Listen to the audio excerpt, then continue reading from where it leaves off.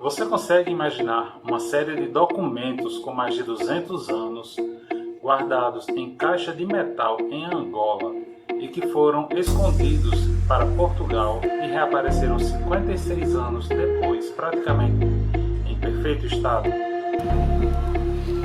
E que, além do excelente estado de conservação, a composição química das tintas utilizada nesses documentos foi útil para contar a história. Para contar a história de um povo esquecido no tempo. E acreditavam que era um povo iletrado, que não sabiam nem ler nem escrever. Pois é, confere aí no primeiro episódio do novo quadro do canal PaperTube.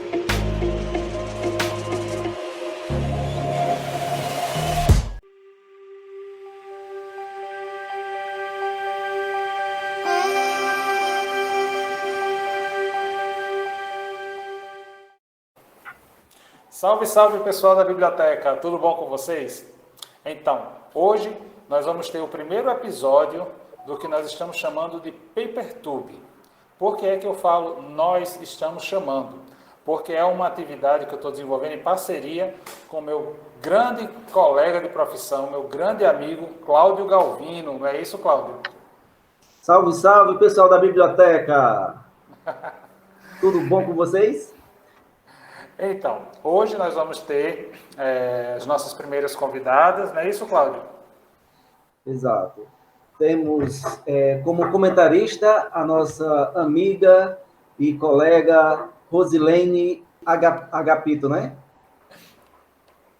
A Rosilene Agapito, ela é formada em biblioteconomia e pedagogia, né? Ela tem mestrado, doutorado e pós-doutorado em ciência da informação. E hoje ela é professora do curso de arquivologia da UEPB, né, ministrando a disciplina de conservação e restauro.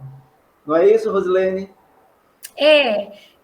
Eu ministro a disciplina Políticas de Preservação e Conservação de Acervos Arquivísticos. Também ministro a disciplina de Laboratório de Preservação e Conservação de Acervos em Papel. E algumas outras disciplinas, né, que também podem estar relacionadas, que é preservação, memória e patrimônio cultural, gestão da memória institucional, e dependendo do semestre, né, eu sou professora substituta na instituição, então, dependendo da necessidade do semestre, a coordenação vai dando para a gente as disciplinas, né, que tem demanda. Legal, então é isso. A Rosilene foi convidada para comentar, né, a divulgação científica da nossa colega Valéria Soares, que possui graduação em biblioteconomia pela Universidade Federal do Ceará, mestrado em conservação e restauro pela Universidade Nova Lisboa, em Portugal. E atualmente ela é bibliotecária da Universidade Estadual da Paraíba, em Campina Grande. Não é isso, Valéria? Exatamente. E, em primeiro lugar, já quero agradecer ao convite. Estou muito feliz com essa possibilidade de participação. Eu acho que é muito importante e muito interessante essa iniciativa de Gustavo. É importante a gente conseguir falar sobre as nossas produções científicas que grande parte dos colegas estão fazendo agora e que, às vezes, é uma monografia, uma dissertação, apenas um artigo, para a gente ter uma visibilidade, saber um pouco o que é que os outros colegas, né, estão trabalhando e estão estudando. E muito mais legal essa ideia de que seja um bate-papo, uma coisa sem ser extremamente acadêmica, como é o hábito, e que deixe a gente até mais à vontade para conversar e para falar. Estou muito feliz com isso e agradeço bastante ao convite dos dois colegas e muito feliz de conversar com ser sabatinada por Rosilene. Eu uma responsabilidade danada, porque imagina uma pessoa, né, mestre em conservação e restauro, eu estou já fugindo. Gente, eu que quero, de fato, agradecer a vocês, né, por essa disponibilidade mais uma vez. E passo a palavra para Cláudio e ver aí o que é que falta para começarmos a apresentação. Então, tá Valéria... Contigo, Cláudio, está com vocês a bola, gente. Então, a bola é com você, Valéria. Pode abrir a sua apresentação. Vamos lá. Pronto. Eu vou começar a minha apresentação falando a respeito dessa documentação, que foi a documentação que eu trabalhei no mestrado, esse mestrado em conservação e restauro que eu fiz na Nova de Lisboa. É um pouco direcionado à conservação e restauro e à ciência da conservação, que são áreas relativamente diferentes, mas são duas áreas que se completam, né, que conversam. E eu trabalhei com uma documentação específica, que é a documentação dos dembos. Esse trabalho que eu estou apresentando agora, foi um trabalho que eu apresentei no Chile, que trata apenas da parte dos trabalhos da parte prática da conservação e restauro, da parte prática da conservação e restauro que nós fizemos na documentação, mas é um enxerto da minha dissertação de mestrado, que também rendeu um artigo, rendeu uma outra apresentação em um outro evento, que foi o Luso Brasileiro de Conservação e Restauro, e ainda continua rendendo alguns artigos para alguns eventos específicos da área. E que o Nordeste tem muito pouco, o Sul do país tem um pouco mais, mas é sempre difícil a gente, inclusive agradeço também por isso, porque é um pouco difícil às vezes a gente ter a oportunidade de fazer a apresentação desse tipo de trabalho, em particular no Nordeste, e acho que essa coisa das apresentações online ajuda muito nisso. Bom, essa documentação chama Documentação dos Dembos. A região dos Dembos é uma região específica de Angola, né, na África. Essa região teve uma relação com Portugal, né? Portugal invadiu a África, e entre os lugares, Angola estava entre eles, claro. E Angola foi uma região que resistiu, e em particular a região dos Dembos, que resistiu até a independência em 1961. Então foi uma luta longa, e eles sempre resistiram durante muitos anos a essa ocupação portuguesa. Bom, vou fazer um pouco da história dessa documentação. O que se sabia até então, dentro dos livros de antropologia que se liam na época, é que a África não havia representação escrita em português ou escrita em qual. Eles tinham como povo angolano um povo iletrado, até determinada época, né? Quando você vai fazendo essa contextualização histórica e vai fazendo essas leituras desses livros antropológicos, de antropologia da época, eles contam em geral isso. O Antônio de Almeida, que era um pesquisador do Instituto Histórico Ultramarino na época, fez algumas incursões com as missões que iam a esses países fazer essas pesquisas antropológicas, ele era antropólogo, e se deparou com essa documentação específica. Juntou essa documentação numa caixa, como ele mesmo diz, à custa de mata-bicho, na verdade, mata-bicho que eles chamam é bebida alcoólica.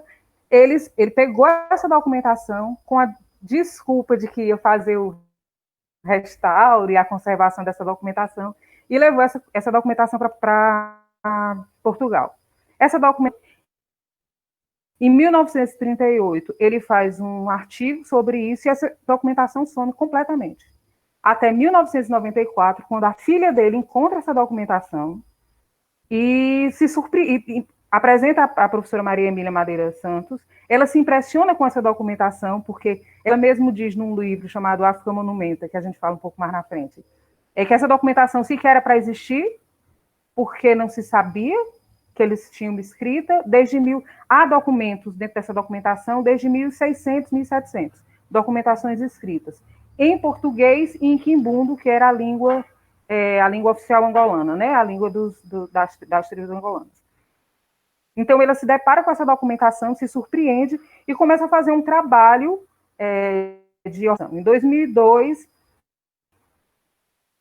ela, junto com outros duas pesquisadoras, Ana Paula Tavares e Catarina Madeira Santos, elas escrevem um livro que chama África Monumenta, a apropriação da escrita pelos africanos. O que eles entendem é que essa documentação é a primeira vez que se identifica que os africanos se apropriaram da escrita portuguesa para se comunicar. Até então, algumas regiões da África faziam essa comunicação, em especial o Congo, os reis do Congo, mas o que eles faziam eram comunicações estritamente dos reis com as autoridades portuguesas. Essa documentação, quando é encontrada, é como se eles começassem a se comunicar entre si. Os dembados, que eram as pequenas regiões administrativas dos dembos, começaram a se comunicar entre si através da escrita. E, como eu disse, a escrita é em português, parte em português e parte em quimbu. Em 2006, 2007, essa documentação é transferida para o HU, que é o Arquivo Histórico do ICT, para o HU, para o Arquivo Histórico Ultramarino, e alguns trabalhos relacionados a ele durante esse período.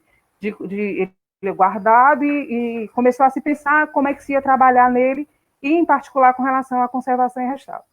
Em 2011, ele recebe o Registro de Memória do Mundo da Unesco, a parte que está albergada no HU e a parte que está em Angola. Uma parte dessa documentação ficou em Angola. Bom, esse núcleo albergado no HU é composto por 1.200 documentos que datam do final do século XVII ao início do século XX. E é composto, como eu disse, por correspondências oficiais entre os embargos, julgamento, documentos de venda de escravos, orações, receitas, entre outros. E tem características muito interessantes. São características muito interessantes dentro dessa documentação, como tem nas fotos que vocês estão vendo, os carimbos, a forma da letra, e vários detalhes interessantíssimos dentro desses documentos. Bom, o trabalho que nós começamos a fazer foi o trabalho a começar pelo diagnóstico dessa documentação. Essa documentação está dividida em várias caixas. Nós escolhemos uma caixa específica, que é a caixa 9, para fazermos esse trabalho de conservação e restauro. Então, vou contar como foi esse procedimento, de onde a gente começou, né? A gente começou com essa tabela, que é uma tabela de diagnóstico, eu acho sempre interessante mostrar ela. É uma tabela de Excel, mas super importante e interessante para se trabalhar, porque a partir de cada um dos dados que nós vamos dando dentro dessa planilha, ela vai me dando qual a acessibilidade, o nível de acessibilidade que esse documento tem. Então, quando ele está em vermelho, ele está, por exemplo, inacessível. Ele não pode ser visto mais. E isso é a partir de uma numeração que a gente vai dando, tipo, eu pego um documento e digo, reparo que ele tem muitas fissuras, que ele está muito ácido. Então, cada uma desses detalhes vão ser colocados na planilha e ele automaticamente vai me referenciando o nível de acessibilidade que esse documento está. O que nos ajuda muito na hora de fazer a escolha da documentação que a gente vai fazer tratamento. Como a gente não podia fazer o tratamento para a dissertação em especial da documentação toda, nós começamos com essa parte, com essa tabela de diagnóstico, que inclusive foi criada pelo Laboratório de Conservação e Restauro do Arquivo Histórico Ultramarino, que foi onde eu fiz o trabalho, e onde está albergada a documentação. A partir dessa planilha, a gente consegue ter uma visão geral do acervo. Então, o grau de acessibilidade, o grau de deterioração de cada um, e qual a deterioração que cada documento tem, a gente poder escolher, dentro da gama de documentos que a gente tinha, o documento para fazer a parte do restauro ou da conservação preventiva. Pronto, então, esse aqui é da caixa 9, a gente identificou o tipo de papel, que tipo de tinta, que tipo, se era manuscrito, se tinha alguma coisa de impressão, se tinha fissura, se tinha dano, e essas observações também foram feitas à luz desarmada. Quer dizer, a gente não utilizou nenhum outro equipamento nesse momento. Nós fizemos também, que não está incluído aqui, uma caracterização química dos documentos. Por quê? Porque a gente precisava saber se aquelas tintas eram de fato tinta ferrogálica, porque o foco da pesquisa era a estabilização das tintas ferrogálicas desse documento. A tinta ferrogálica é usada largamente na grande parte dos documentos antigos e ela degrada com o tempo. Então, esse ferro que está incluído dentro da formulação da tinta, ele começa a degradar, né, em contato com o ambiente, ele começa a degradar, e isso vai degradando, naturalmente, vai degradando o papel. E o nosso trabalho era exatamente fazer a estabilização dessa tinta ferrogálica. Então, nós fizemos algumas análises químicas dentro dessa documentação, utilizamos DXRF, FITIR, que são algumas nós usamos esse tipo de equipamento, essa parte da espectroscopia, para identificarmos as tintas, porque nós precisamos identificar se há na tinta íons de ferro. É tão interessante que algumas documentações, apesar de fisicamente, à vista desarmada, nós identificávamos que eram tintas a cor era de tinta ferrogálica, a forma como era escrita era de tinta ferrogálica, o período era de utilização de tinta ferrogálica, mas quando ia para a espectroscopia, a gente descobria que não tinha traços de ferro. Então, se não tinha traços de ferro, não era tinta ferrogálica, porque a base da tinta ferrogálica é exatamente o ferro.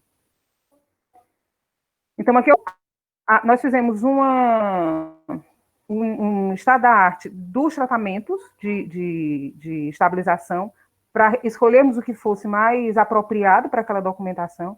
Esbarramos com fitato de cálcio, que em geral é o que é mais utilizado, e ele é utilizado porque o fitato de cálcio é um produto quelante, quer dizer, a tinta ferrogálica ela começa a degradar porque os íons de ferro ficam livres, são ferros livres.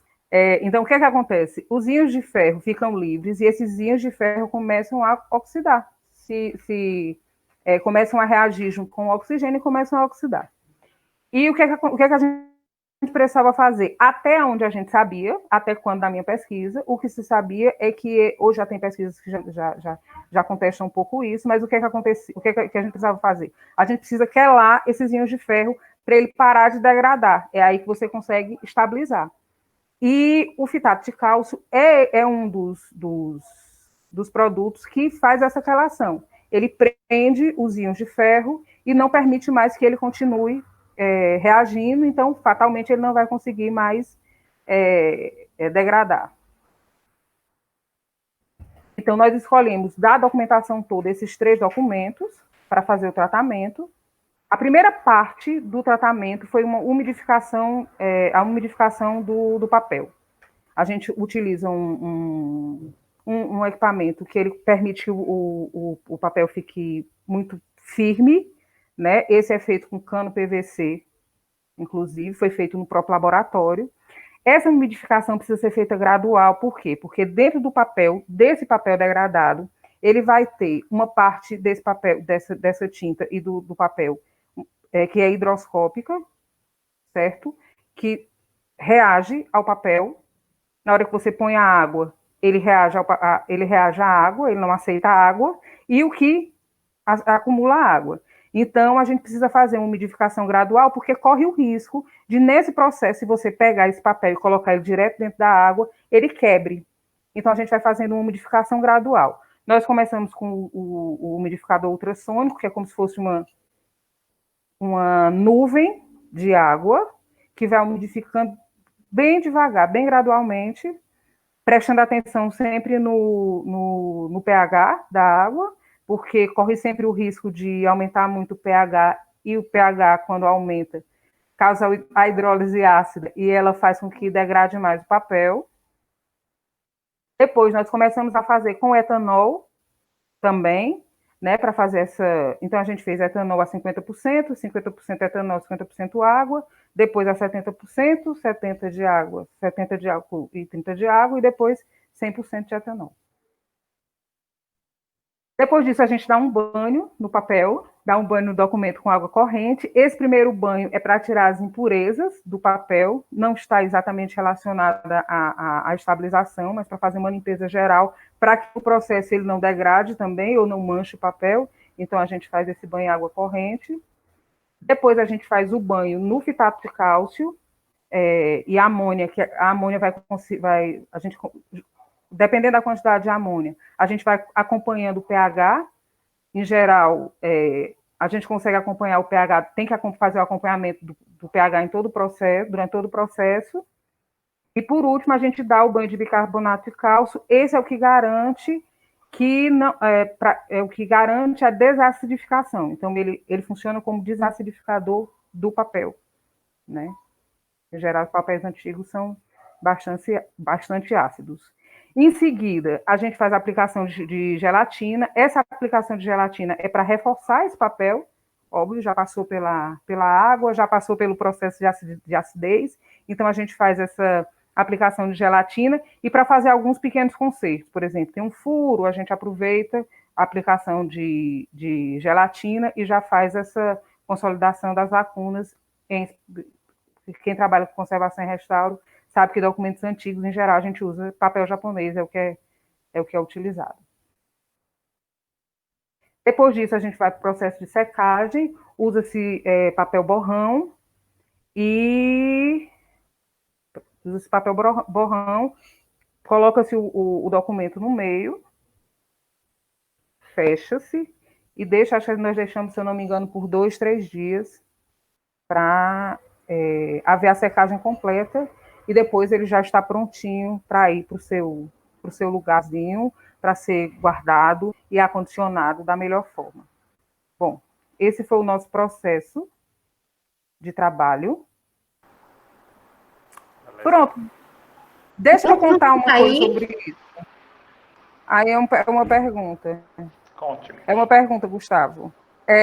Esse trabalho, ele não gerou um artigo, certo? Ele foi pedido um resumo expandido. Eu enviei o resumo. E do resumo que foi feito, e o resumo, a partir do resumo, ele pediu que enviasse o resumo e a apresentação para ser feita a apresentação lá. Eita, Gustavo, lembrando que na descrição do vídeo vai estar o linkzinho para o evento onde a Valéria apresentou esse trabalho. Excelente, Valéria. Eu conhecia já, de fato, Entendeu? um pouquinho. Você já tem me passado como foi esse processo. Agora... Eu tentei apresentar para ti uma vez. Foi. Não vou me atrever a fazer a primeira pergunta. A primeira pergunta é da nossa convidada, Rosilene. A palavra está contigo, mas eu já tenho aqui umas 2 perguntinhas engatilhadas. Valéria, eu quero agradecer aos meninos não, pela oportunidade que me deram em conhecer o seu trabalho.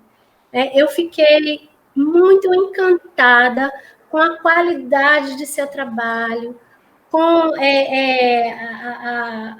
a quantidade de detalhes, de riqueza de detalhes, né? Como esse trabalho é importante para a área da arquivologia, para a área da biblioteconomia, para a área da museologia, né? Para os profissionais que trabalham com conservação e restauro. Como você bem disse no início, no Brasil são pouquíssimos, né? No Sul tem um pouco mais, aqui no Nordeste a carência é enorme, né?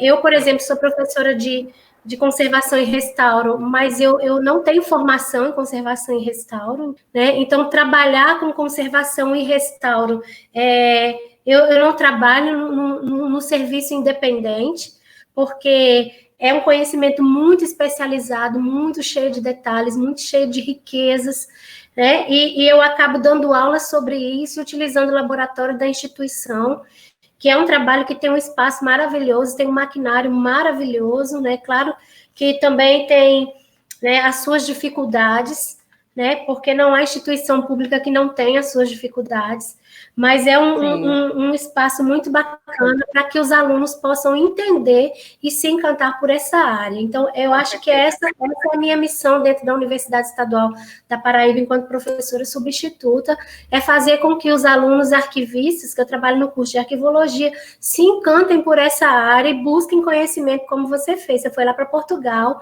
para poder, né, fazer um mestrado em conservação e restauro e trazer para nós essa riqueza de conhecimento. Eu quero dizer que o seu texto vai entrar, né, na minha bibliografia básica das disciplinas que eu estou dando, viu? E quero parabenizar pela qualidade da sua escrita, né? Uma escrita científica, e para a área, ela traz para nós uma contribuição enorme. Então, parabéns, viu, pela escolha, parabéns pela área e parabéns pelo objeto de pesquisa, pelo objeto de estudo, Valéria. Né, que coisa bacana, menina, você foi buscar arquivo de Dembos, né? Lá. Eu sou apaixonada. Né? Que bacana. Então, a gente vê aí o Brasil com essa brasilidade todinha, a gente tem a África no sangue, né? E aí a gente vê as pesquisas de arquivologia, biblioteconomia, a gente não consegue, né, estabelecer um pensamento, né, das nossas origens, né? De algo que vem lá de trás. Parabéns, eu estou encantadíssima. Então, assim, meu comentário é esse. Adorei quando você marca todo o processo histórico do seu trabalho, né? Ele está contextualizando o leitor, né, dentro da sua pesquisa científica, dentro da África, tá? Dentro do arquivo de Demos, né? Você faz a relação do arquivo com Portugal, e aí a gente começa a perceber como vai, né, acontecendo a nossa brasilidade, como que os portugueses trouxeram para nós essa cultura tão bacana, né?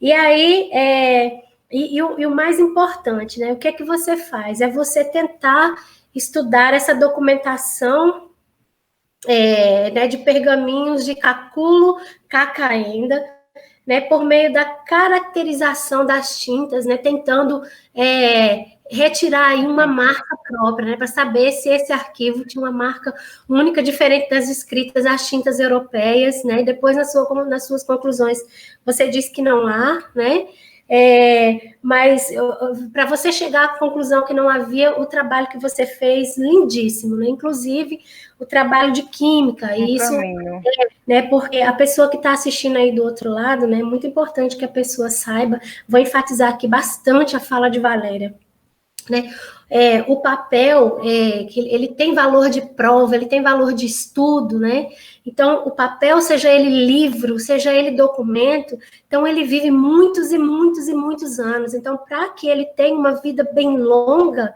né, e para que nós, usuários, possamos ter esse acesso ao papel, ao documento em papel, seja lá, né, o seu formato, em livro, em documento, em folhos, bifólios, né, que é no caso da documentação bem específica do arquivo de Dembos, né, que eram folhas e bifólios e alguns cadernos, todos manuscritos, o material em papel, ele também precisa de cuidados, e aí eu sempre falo, junto aos meus alunos isso, eu sempre faço analogias, né, o papel que nem as mulheres, né? As mulheres estão sempre querendo ficar mais jovens, né?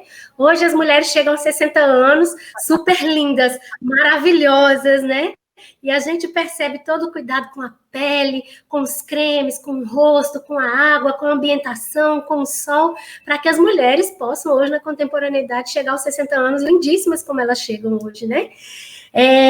O papel é do mesmo jeito, né? Para que nós possamos, daqui a 500 anos, ter acesso a esse papel, ele precisa, né, de todo um processo de preservação, todo um processo de conservação, e isso foi trazido muito bacana no trabalho de Valéria, né?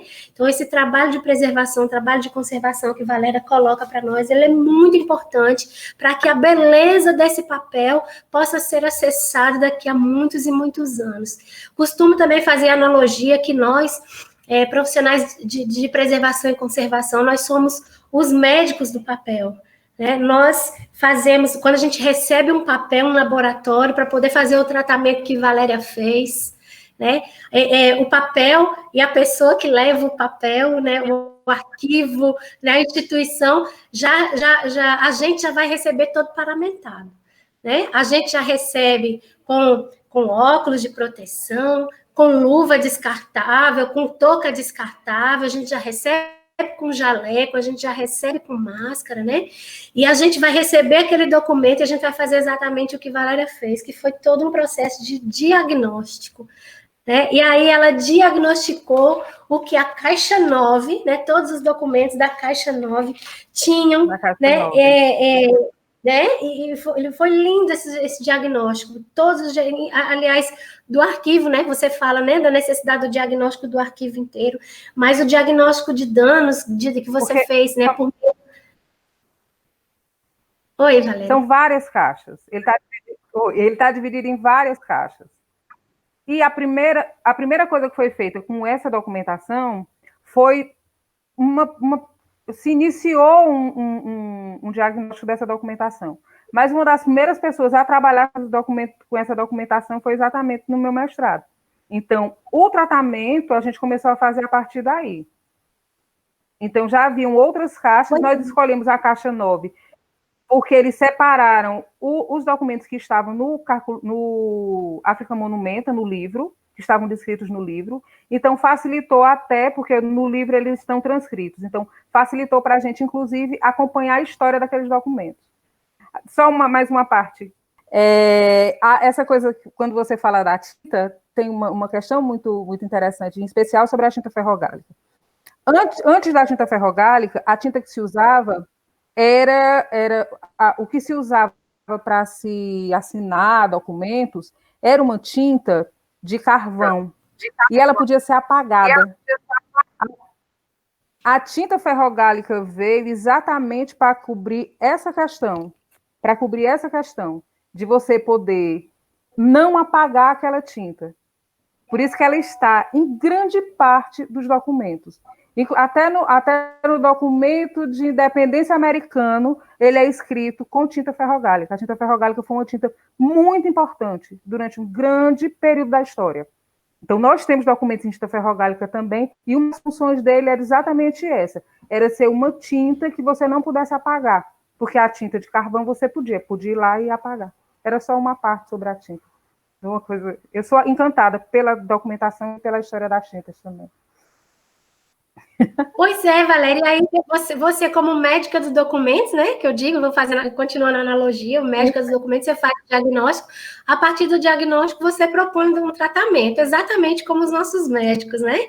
E quando pega um paciente doente, ele vai fazer o diagnóstico e vai propor o tratamento. E aí você traz essa proposta de intervenção, que foi muito bacana, inclusive com coisas novas, né, que nós não trabalhamos aqui no Nordeste, né, como a questão do caninho PVC, para você colocar o documento ali fixo, né, sem que ele possa mexer. Aqui no Nordeste eu ainda não tinha visto ainda, né, nos laboratórios, tanto da UFPB quanto da UEPB, né, e alguns profissionais que eu conheço não tinham trabalhado com isso, né, e aí a proposta sua, que foi a proposta de remediação, de tratamento, né, interessante, foi a questão da caracterização molecular das suas tintas, né, então olha o estudo que você foi fazer, né, por meio de análise de microfluorescência, né, análise de microscopia Raman, né, olha, menina, que coisa bacana, né, ou seja, aqui ainda nós precisamos ter um salto imenso, né, então a partir dessa caracterização das tintas, você fez uma proposta de intervenção, né, e o interessante, eu achei muito interessante quando você aproveita, né, o que a gente chama de banho de gelatina, né, para colocar o papel japonês, né, para cobrir, vamos falar numa linguagem mais comum, os buraquinhos, né, porque os documentos antigos, né, eles têm essa deteriorização, muitas vezes por insetos, né, por questões biológicas, traças, e aí vão ficando aqueles buraquinhos e a gente vai perdendo aquelas informações. Então, geralmente as informações, elas se perdem, não tem como, mas a gente consegue, né, fazer uma intervenção no papel para que o mínimo de informações possíveis, né, eles não sejam perdidos. Então, muito bacana, porque aqui a gente costuma utilizar a MOP, né, que é a máquina obturadora de papéis, né, então a gente faz todo o banho químico, e depois do processo químico de desamarelamento, né, de controle de pH, a gente utiliza a máquina, a MOP, que é a máquina obturadora de papéis, para poder fazer essa obturação desses buraquinhos que ficam, e também das laterais desses papéis, desses documentos que às vezes ficam corroídos, né? Pelo tempo, pelo manuseio, né? Porque rasgou, por insetos, e enfim. E aí você propôs, né, a questão também na intervenção, a realização de testes prévios muito importantes, né, porque não se pode fazer nenhuma intervenção em documentos históricos, né, sem que se faça teste, né, imagina, a tinta ferrográlica, você faz e ela se desmancha ali naquele papel, né, deteriorando ainda mais o papel e a informação. Então, os testes muito bacanas, né, tanto os testes de solubilidade, de detecção de íons de ferro, né, e os testes de pH de papel, etc. e tal, muito bacana. Depois você propôs, né, você propôs e realizou, né, nem digo que não posso dizer mais que é uma proposta, porque foi realizado nos documentos, né, a estabilização dessas tintas com fitato de cálcio, né, a mistura e o bicarbonato, mais a gelatina 1%, a higienização, né, com trincha e limpeza, né, inclusive para fazer em todo o acervo, não só da caixa nova, mas nas outras caixas do arquivo, como você bem disse, né?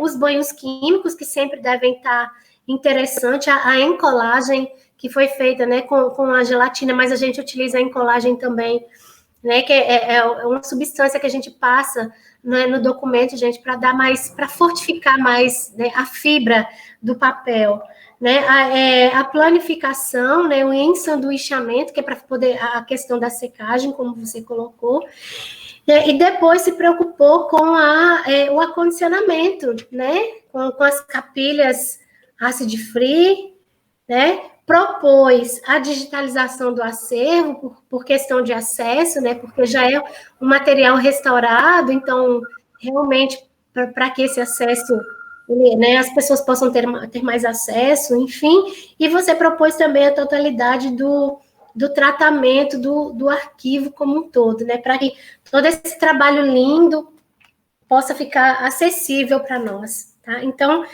a partir desses comentários todos, eu me senti na liberdade de poder falar sobre tudo isso, para dizer que, sabe quando você está sem tempo, você fala assim, meu Deus, eu vou ler o trabalho, né, e aí eu vou lá na metodologia, eu vou lá na introdução, e depois eu vou para a conclusão, e tá bom, e eu não consegui, Valéria. Eu peguei o seu trabalho, eu tive que, sabe, fazer uma leitura minuciosa, porque foi um tamanho de aprendizagem, e tenho certeza que vai ser aprendizagem para os meus alunos aqui, eu quero agradecer por isso, tá? E eu quero, depois desse comentário todinho, comentário enorme, Gustavo, eu falo que só, você não me conhece, Valéria também, se deixar a gente fica até meia-noite, né? Mas depois de todo... Depois de todos esses comentários, né, Valéria, eu queria fazer uma pergunta para você. Em todo esse processo, quando você foi fazer o diagnóstico, né, você percebeu que a documentação ela tinha alguma intervenção biológica, que precisasse do processo de desinfestação e desinfecção, ou a documentação ela não tinha esse processo de degradação, você só fez uma higienização leve, e foi direto para aquilo que você propôs? Pronto. Como essa documentação já era uma documentação antiga, que já estava no acervo, como eu disse, desde 1938, nós encontramos alguma degradação por insetos. E nós achamos, inclusive, essa é uma das grandes curiosidades que a gente tem sobre essa documentação. Imagina, ele está na África em 1700 e bolinha. Ela chegou em perfeito estado em 2014. E nós temos, inclusive, essa pergunta de como foi que ela chegou em tão estado tendo guardada durante tanto tempo.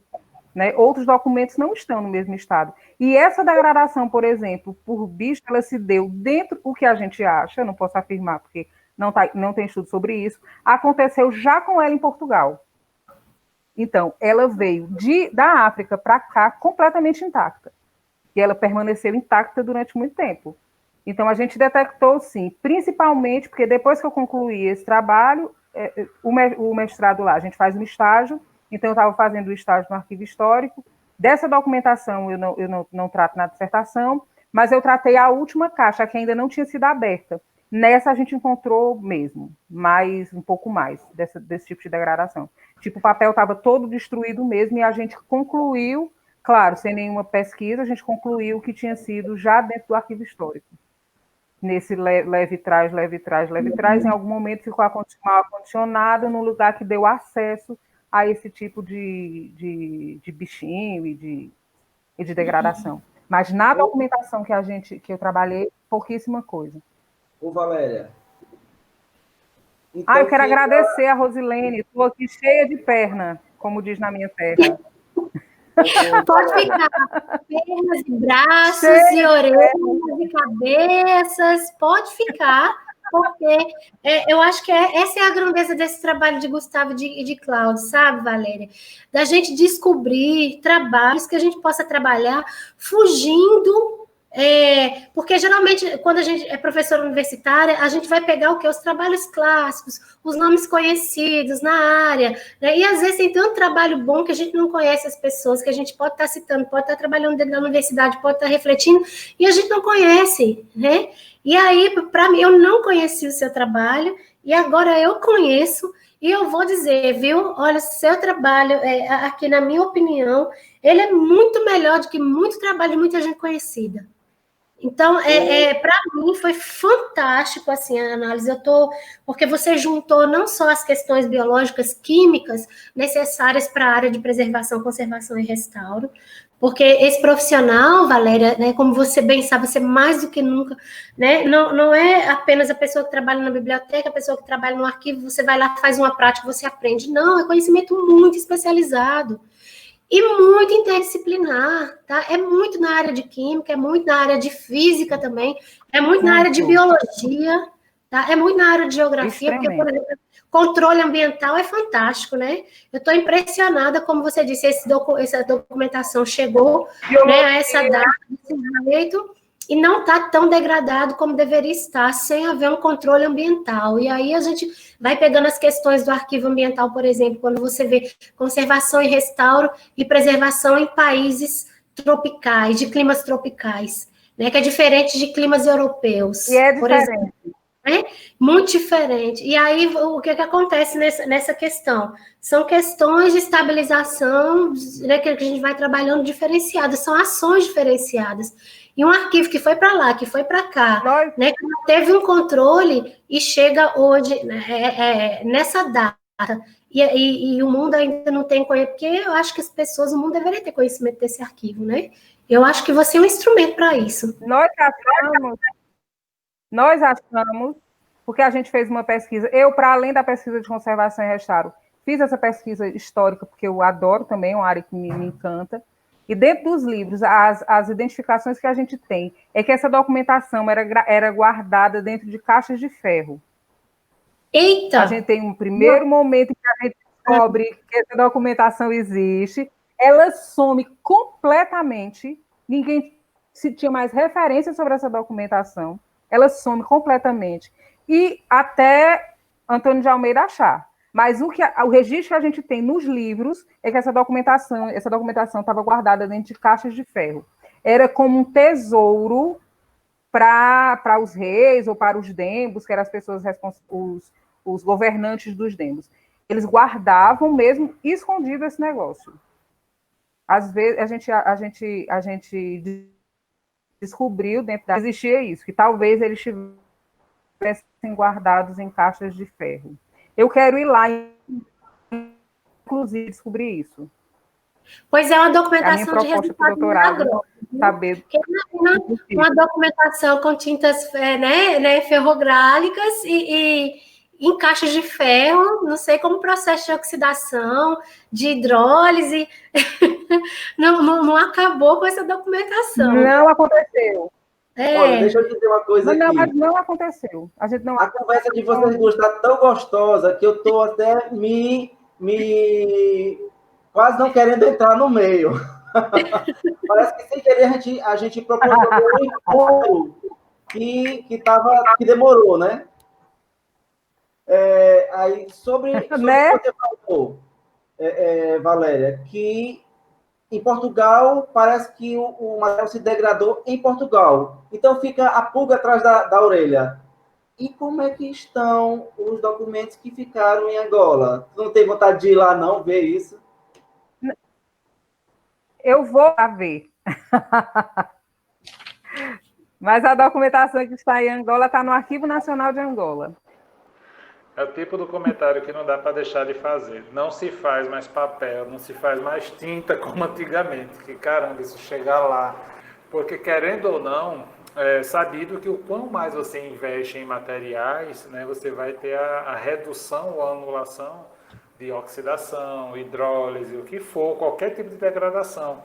Até a própria substituição do oxigênio, né? Então, tem documentos que são guardados a vácuo para evitar isso, né? E esse material, como você falou, ficou assim, jogado, por assim dizer, ninguém sabe nem como é que ele chegou lá, se foi transportado se foi num porão de navio, exatamente. Né, se levou água, se não, se levou água salgada, água doce, né, não se faz mais papel como antigamente. É a indústria do papel. Na verdade, a fibra que você faz o papel é que muda com o tempo. Quando você lê a história do papel, Houve um tempo que o papel era feito com trapo. Então, são papéis muito mais duráveis, porque a fibra é muito mais longa. Ela não quebra. Então, quando você tem o processo o tempo, né, e a indústria do papel vem muito nisso, o material com que é feito o papel hoje, fibras são curtas, são pequenas, então ele quebra e degrada com mais facilidade. E o branqueador, as coisas químicas que se colocam também para branquear o papel, ajuda nessa oxidação. O nosso papel vai durar muito menos do que os papéis antigos, isso é fato, não tem pra onde correr. Como tudo. Deixa eu te perguntar. Sim, faça a sua pergunta. Meu Deus. Bem prático, né? Eu sou bem prático, não sou muito de teoria. Você falou na sua apresentação que um dos primeiros passos é lavar com água corrente. Eu não sou da área de restauração e de preservação. Isso. Aí eu te pergunto de forma bem leiga. Essa água corrente que você cita para o início do processo, é uma água específica ou é utilizada a água da torneira mesmo, que vem com todo o tratamento químico, cloro, essas coisas? Deus me livre. É com água em geral, com água filtrada e água livre de tipo, não pode usar essas águas que se usa hoje, como é? Adicionadas de sais, essas coisas, não. Sim, em geral, é feito com água filtrada. Entendi. Eu ia perguntar ou água deionizada. Porque nós utilizamos em laboratório a água deionizada, né? Que é o tipo de filtro. Deionizada, né? Porque agora uma lá novidade. A gente usou a filtrada. Que você colocou também, geralmente a gente faz a desacidificação com água deionizada e hidróxido de cálcio, né? Mas interessante que você trouxe com carbono de magnésio em metanol ou etanol, hidróxido de bário em metanol, né? E por contato de intercalamento. Então, para mim, são 3 novidades na área de desacidificação. Eu tenho um trabalho, que é um artigo para um evento, que faz o estado da arte, exatamente esse, o estado da arte de todos os tratamentos, vários tratamentos que foram utilizados. E atualmente já se usam outros tratamentos mais recentemente. Então você compartilha comigo. Tá bom? Bota o link do seu trabalho aí no link do vídeo de Gustavo, para que a gente possa ter acesso, tá bom? E a segunda pergunta, Valéria. Repete aí, Roselena, ela não te ouviu. Para você colocar o link dos seus trabalhos, né, no vídeo de Gustavo, para que as pessoas que possam ter acesso a esse vídeo possam ter acesso ao seu trabalho. E eu quero também, eu estou na fila para receber, tá? Valéria, minha segunda pergunta. E minha segunda pergunta é o seguinte: é uma coisa que me incomoda muito no Brasil, né, agora não exatamente só dentro do teu trabalho, uma coisa que me incomoda muito no Brasil é o excesso de produção em pós-graduação, né, de mestrado, doutorado e pós-doutorados, que não tem uma aplicação prática. Né? Aquele negócio foi estudado, foi pesquisado, mas não vira um produto, não vira um serviço. E eu conheci algumas pessoas que justamente foram fazer mestrado e doutorado fora do país, porque lá essas descobertas, essas patentes, a criação desses processos, além de gerar royalties e gerar um produto que vai ser útil para a ciência, para a humanidade, para um determinado nicho da indústria, é possível se comercializar e é possível dar continuidade, o que no Brasil, infelizmente, por via de regra, praticamente não acontece. Eu não me recordo agora de alguma coisa nesse sentido que venha a ser próspero, né? Ter continuidade. Esse teu trabalho lá, ele teria alguma continuidade prática diferente daqui do Brasil? Ele já teve uma continuidade prática e vou dizer por quê. Que bacana. Eu trabalhei com minha orientadora, a minha orientadora, a professora Maria João Melo. Todo mundo sempre me disse que a professora Maria João, ela é medievalista e ela trabalha com análise de pigmentos de pintura. O laboratório que eu trabalhei é um laboratório que faz autenticação de obras de arte, por exemplo. Então, eles analisam aquele pigmento e eles são capazes de dizer, a partir das pesquisas também históricas, que estão sempre juntas, se aquele pintor utilizava aquele pigmento, por exemplo, se o pigmento já tinha sido descoberto àquela altura, por isso que fazem as análises químicas, àquela altura, para que aquele trabalho fosse daquela pessoa. Pronto. A professora Maria João só gostava de trabalhar com isso. A partir do meu trabalho, eles começaram a pesquisar a tinta ferrogálica. Então, eu te enviei, inclusive, o link do trabalho que está sendo feito em Évora, no laboratório de Évora, que eu fui a primeira pessoa a trabalhar com essas análises da tinta ferrogálica. Então, o meu trabalho pronto, a partir daí que as pesquisas começaram a ser feitas, em particular com esse grupo da professora Maria João. Então, eles começaram a pesquisar mais aprofundadamente a tinta ferrogálica em função disso. Porque é para muita coisa, você pode pesquisar muita coisa a partir disso. Né? Uma coisa que eu digo até na minha dissertação, você consegue fazer a partir dos elementos que contém a tinta, você consegue entender um pouco a história do que acontecia naquele lugar. Porque as tintas eram diferentes, os produtos eram diferentes, o que eles colocavam lá dentro era diferente para que a tinta durasse mais tempo. E você consegue, quando eu faço a pesquisa, quando eu faço o registro geral das análises químicas, você consegue identificar, eu consegui identificar, e junto com a professora, nós conversamos sobre isso, e ela teve a mesma impressão que eu, que, por exemplo, no período de guerra, você tinha uma escassez maior da tinta, você tinha elementos específicos dentro da tinta, em períodos de guerra. Em períodos de paz, você tinha outro tipo de tinta. E a gente conseguiu fazer um pouco essa relação durante as análises químicas. A química dá espaço para muita coisa, se junta ela com a história, é uma coisa linda. Parabéns, a gente se encanta profundamente. Meus parabéns. Obrigada. Eu estou cheia de perna. Continuo cheia de perna. E fico muito feliz em poder falar do meu trabalho, do qual eu falo muito pouco, e fico muito feliz quando eu posso falar sobre ele, eu acho, e que as pessoas se encantam. Com a documentação, eu já fico feliz demais, porque eu me sinto a guardiã. A professora que escreveu o África Monumento disse que nós somos os guardiões dessa documentação. E é um pouco assim que eu entendo. Quando as pessoas começam a falar sobre a documentação dos DEMBs, é como se a gente estivesse dando voz àquelas pessoas que estão lá. Uma documentação que está absolutamente escondida. E isso é muito interessante. Eu me sinto meio uma guardiã do acervo, como a professora diz, e acho fantástico. Eu sou muito apaixonada por essa documentação. Parabéns. E por esse trabalho.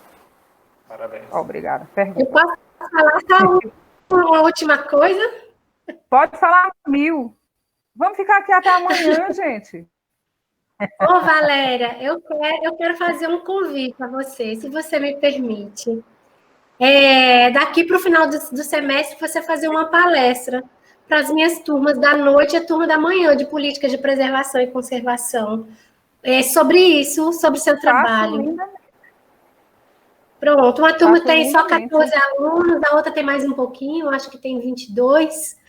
Tem uma proposta para ele fazer, inclusive. Ou então a gente pode fazer um evento, abrir um evento maior, com um certificado enfim, esse semestre ainda, para você falar do seu trabalho. Você que sabe, me chamou, eu estou pegando. 6h30 depois. Ô, Valéria, eu estou rindo aqui porque Cláudio botou assim, elas ocuparam tão bem o espaço que estamos sobrando. Gente, eu queria só... Nós somos da mesma área, somos colegas, é isso mesmo, gente. Cláudio, dá contigo a palavra, então, para finalizar.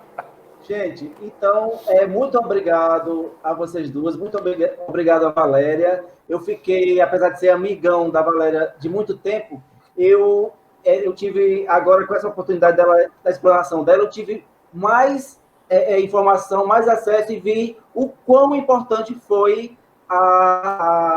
esse mestrado para ela, para Portugal e para o Brasil. E eu acertei. Foi um golaço quando eu convidei a Rosilene, porque a Rosilene fez uma explanação maravilhosa. Né? E eu acho que nós estamos de parabéns. Esse nosso programa piloto vai ser um dos melhores que a gente vai fazer daqui para frente. Foi muito bom, muito bom, muito bom. Valeu. Foi Eu adorei também. Com essas palavras falar de conservação em restauro é maravilhoso. Agradeço de coração a vocês a disponibilidade de enfrentar esse desafio. Né? Espero que esse seja um projeto que a gente consiga dar continuidade. Né? E vamos em frente tentar ajudar a divulgar não só que os colegas, assuntos interessantes, coisas que venham a ser útil, né? Que essa é a inquietação minha, que todas essas pesquisas, quando não ficam dentro de uma gaveta, às vezes muito mal ficam dentro de uma BDTD, né? Esperando que alguém vá lá buscar. Isso, vamos tentar levar isso para todo mundo, né? Para a máxima maior quantidade de pessoas possíveis, aproveitando todas essas plataformas que estão aí disponíveis para a gente, né? Ok, muito obrigado a vocês duas. Eu que agradeço o convite. Até mais, um forte abraço. Até mais, é um prazer. Já vai embora? Vou pegar essa oportunidade com o Cláudio, tá? Já tem mais de uma hora, hora de vídeo para editar, mulher. O Google gostou da gente, viu? Ele nunca mais me chamou para nada, viu? Se depois Então, beijo. Tchau. Tchau. Tchau.